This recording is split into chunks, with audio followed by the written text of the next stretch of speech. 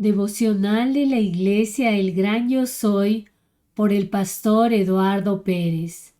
Los egipcios son hombres y no dioses. Ay de los que descienden a Egipto por ayuda y confían en caballos y su esperanza ponen en carros, porque son muchos, y en jinetes, porque son valientes, y no miran al Santo de Israel, ni buscan a Jehová. Isaías 31:1. Lectura bíblica. Isaías 31 del 1 al 9. Vivimos en un mundo caído, esclavo del pecado, engañado por el enemigo, que lamentablemente pone su confianza en las cosas efímeras de este mundo. Sin embargo, no hay nada ni nadie en este mundo que pueda irse en contra de la voluntad de Dios. Así que debemos entender que para Dios no hay nada imposible. Él tiene todo el poder para hacer las cosas de formas que ni siquiera podemos imaginar.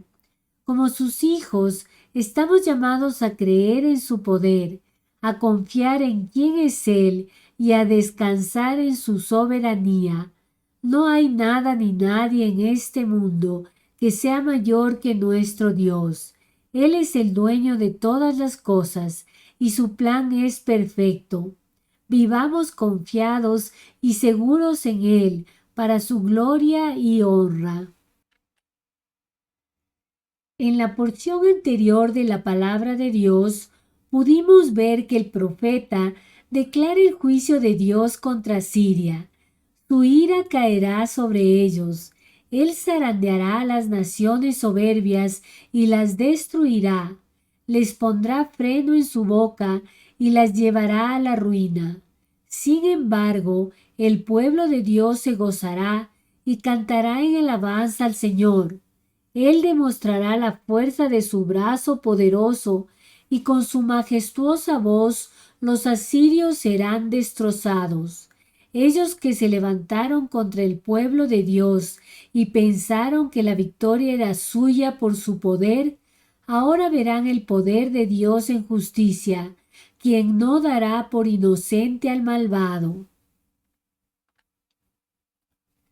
En la porción de hoy de la palabra de Dios, podemos ver que el profeta confronta al pueblo de Dios con una declaración sobre la aflicción que les espera a los que buscan ayuda en Egipto. Aquellos que confiaban en el poder de Egipto, en sus caballos, en sus carros de guerra, que dependían de los ejércitos humanos en lugar del Señor. Verán la ira de Dios.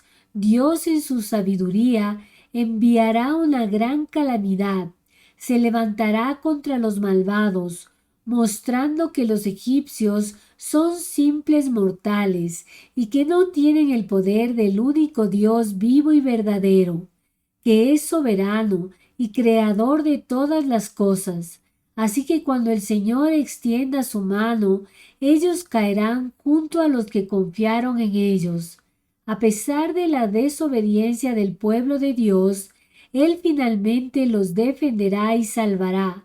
Aunque el pueblo fue rebelde y perverso, llegará el día en que se vuelvan al Señor, desechen sus ídolos y todos verán el poder de Dios sobre los enemigos de su pueblo escogido.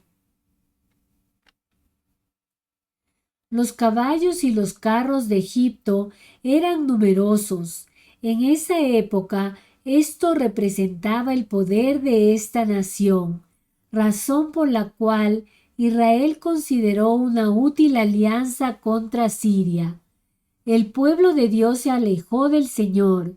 Ellos pusieron su confianza en Egipto, a pesar de que el profeta contradijo el consejo de aquellos necios que habían llevado al rey a depender de Egipto. Por tanto, el profeta llamó al Israel rebelde al arrepentimiento y a poner su mirada en la gracia con la que Dios los había tratado. Al defenderlos, el Señor sería como un león fuerte y determinado, como un ave protectora que tiene un vínculo muy fuerte con sus crías y está dispuesto a hacer todo lo que sea necesario para garantizar su seguridad. Vemos que ante la invasión asiria, Israel decidió confiar en los egipcios y no en Dios. Su seguridad debía estar en la protección y el amor que Dios tenía hacia ellos, por lo que vemos un llamado al arrepentimiento y a una reforma de vida. A pesar de las circunstancias y del pecado del pueblo, Dios tuvo misericordia de ellos.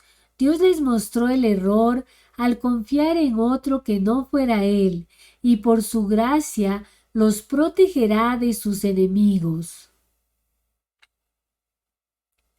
Dios guarda nuestra vida, y aunque sabemos que las cosas no siempre van a ser fáciles, podemos confiar en Él y encontrar aliento para nuestro corazón. Dios tiene todo el poder para hacer cosas imposibles. Como hijos de Dios, debemos aprender a confiar en Él, a vivir por fe y seguir por el camino que Dios nos ha trazado. No nos dejemos atemorizar por las circunstancias de este mundo.